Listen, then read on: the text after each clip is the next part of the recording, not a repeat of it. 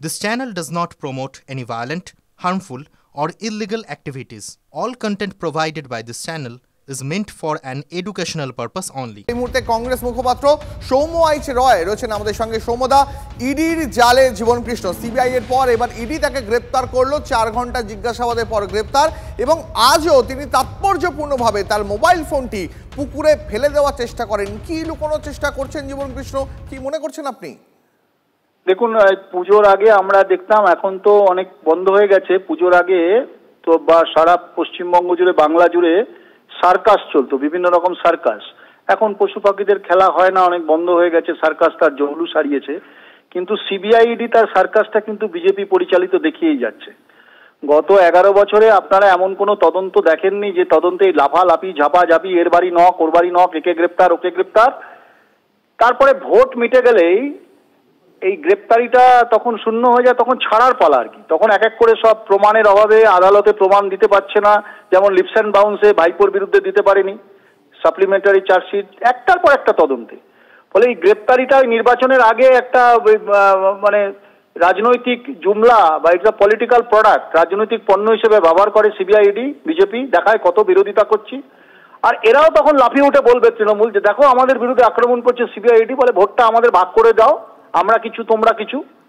আর তারপরে বাংলার মানুষের কাছে হাতে অশ্বডিম্ব এই সিবিআইডি তদন্তের নামে এই খেলাটা খেলবে, আর ভোটের পরে সব মিটে যাবে, বাক্স প্যাটরা গুটিয়ে সব দিল্লিতে চলে যাবে। ফলে আমরা এসব দেখেছি, পুকুরে ফোন ফেলে দেওয়া, নর্দমায় ফোন ফেলে দেওয়া। দেখুন আবার এরা পুজোর আগে যারা নেতারা যারা ছাড়া পেয়েছে তারা এবার পুজোর ঢাক বাজাবে, নতুন করে পুজো উদ্বোধন করবে।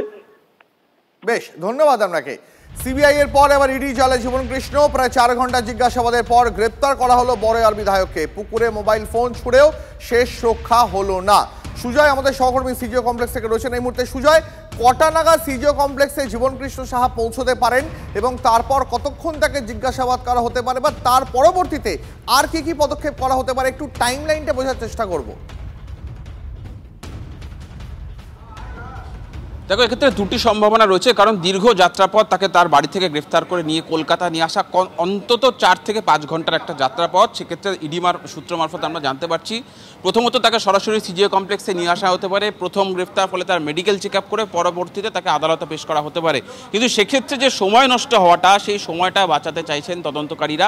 আজকেই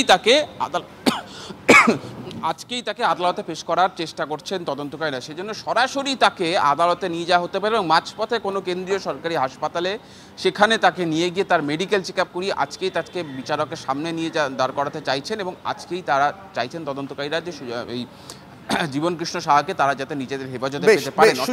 আমি তোমার কাছে আসছি। আমাদের সঙ্গে থাকা এই মুহূর্তে তৃণমূলের রাজ্য সহ সভাপতি জয়প্রকাশ মজুমদার রয়েছেন আমাদের সঙ্গে।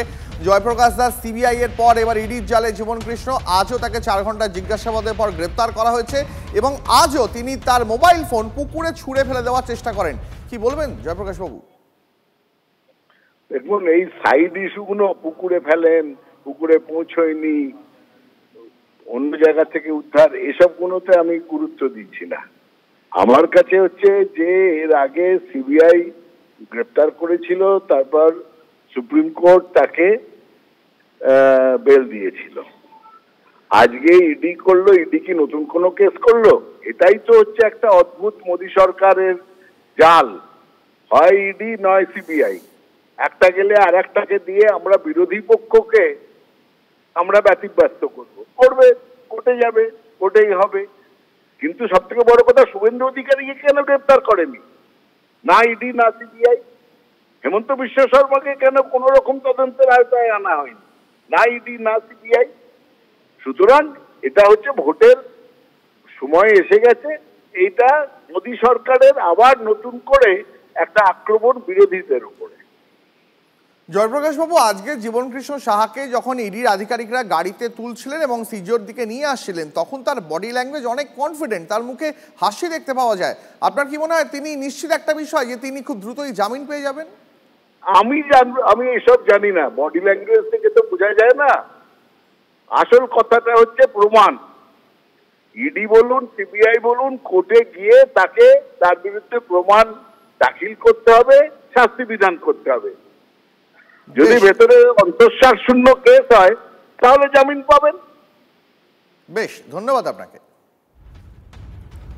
তদন্তে সহযোগিতা করছেন না বড়াইয়ার তৃণমূল বিধায়ক, এমনটা ইডি সূত্রে জানতে পারা গেছে। কিন্তু জলে ফেলে দেওয়ার চেষ্টা করেছিলেন মোবাইল ফোনটা আজ আবারও, কিন্তু সেই চেষ্টাই শেষ পর্যন্ত জলে গেল। ইডির আধিকারিকরা তাকে গ্রেপ্তার করে এই মুহূর্তে কলকাতায় সিজিও কমপ্লেক্সের উদ্দেশ্যে নিয়ে আসছেন। আজই তাকে জিজ্ঞাসাবাদের সম্ভাবনা।